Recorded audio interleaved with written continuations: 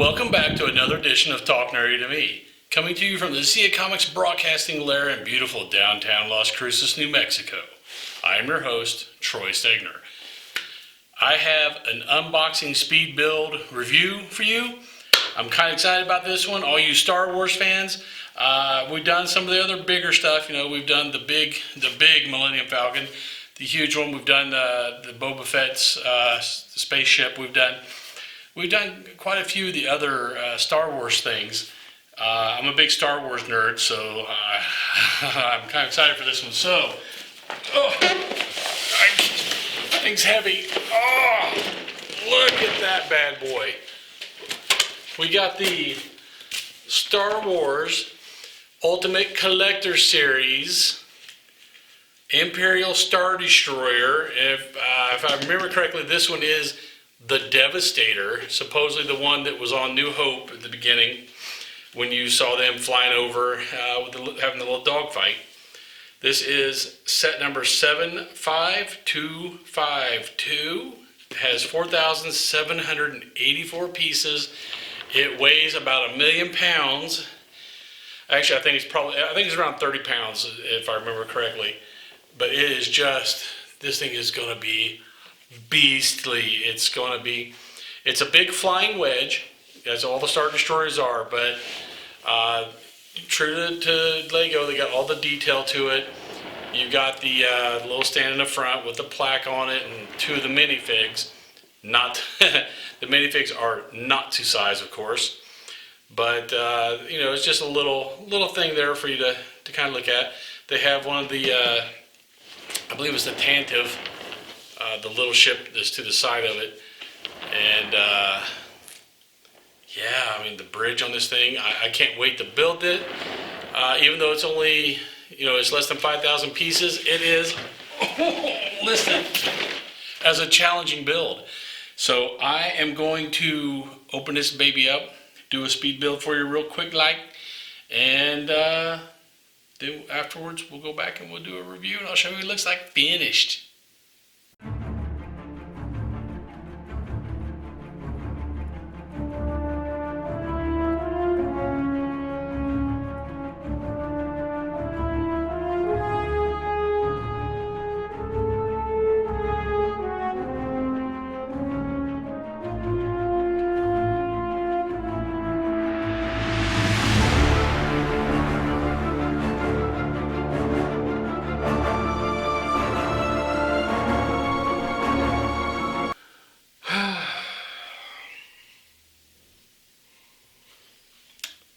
There you have it, guys.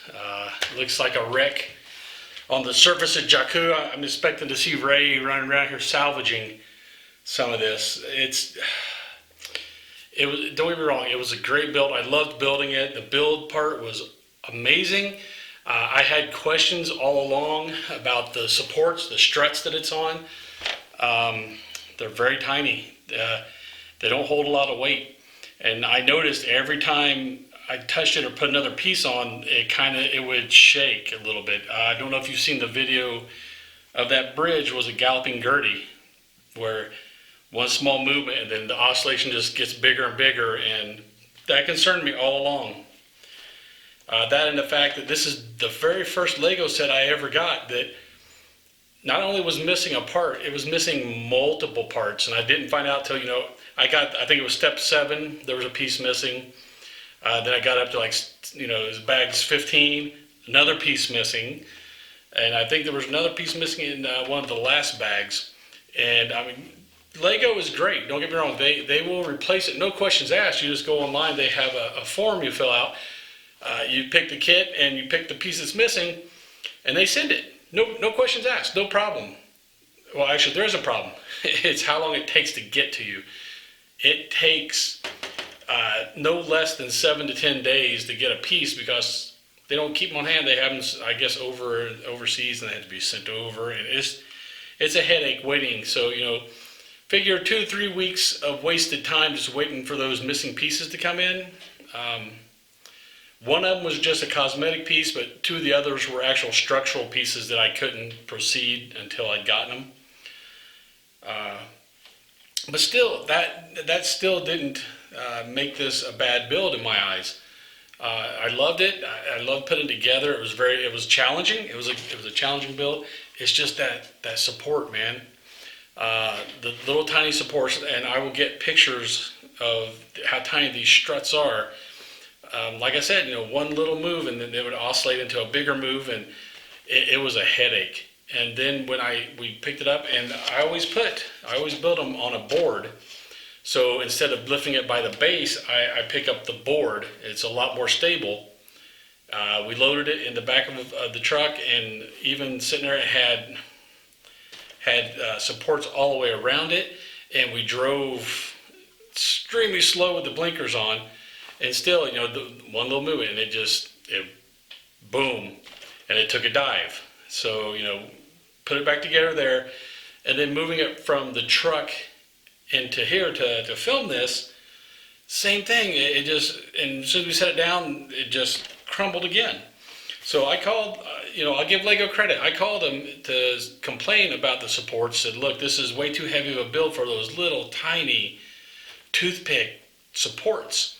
And they made note of it, and they actually offered me credit. I just had to, take apart all my hard work, put it back in the boxes, and send it back to them. And they're paying for me to send it back, and then I'll get credit that I can use toward another build. So this one won't be getting raffled off in store as much as it pains me, because, man, it was so cool. All the turrets turn. I mean, look at that. The bridge looks amazing. I don't want to try it, but I know you can open up the thing and look inside. In fact, when you move it, you're supposed to open it up and hold it by the strut to move it. I tried that, and I had problems with that too. That's why I went with the board underneath. And it took a dive, man. The Empire don't build them like they used to. So hopefully Lego takes note of this and they improve that support. It's like their other supports, they have it on there, and they have one or two minifigs next to it, some Imperial officers and stuff, and a little plaque. But yeah, this would have been. I mean, I came as close as you see a grown man to crying when the second time it fell, and I tried to put it back together. I had the book out, went through it, and it would have been more work to fix the damage than the hours it took me to build it in the first place. So if you're thinking about getting the Imperial Star Destroyer, the $799 kit, check to make sure the base they have on it, because if they still have that little tiny base, don't do it. Because as soon as you build it, you're probably going to build it somewhere like your kitchen table or someplace with enough room, because it's 3 feet long, 2 feet wide. You're going to have to move it after that. And I've talked to a lot of people online in builders clubs, and no one that I've talked to has had a good experience moving this big boy. It's just it's a pain. It's not very mobile. So I'm gonna have to advise you against this kit until they fix that base. And that's the only downfall I have to. And Lego stands behind their product. I give Lego huge thumbs up for that, because if they hadn't stood behind their product, I would have an $800 pile of Legos here that would have been pretty much useless to me, because I don't know if I could put another 30, 40 hours in trying to fix it to only have it dump over again. And it was heartbreaking. It really was. So yeah, I hate to say this, the first Lego set that I've warned people against. Don't do it, man. Don't get it. It looks great, unless they update their supports for this, because the base is too flimsy for a build of this size, this magnitude. It's just no good, man. No bueno. So there you have it. That was my Star Destroyer build. Great build, challenging build. The only fault I can find with the only fault I've found with any of the Legos I've built so far is that base, the supports. They do not hold the weight well. You've been warned. If you like this unbox speed build review, subscribe, man. It don't cost you nothing, and it helps us tremendously with the demographics. And while you're at it, you can hit that bell icon. You'll be notified whenever we put up a new video. And until you see that new video, later, nerds. Get nerdy with me. Tell me what game that you get on. Is it card or read? What kind of class do you play, girl? In an RPG?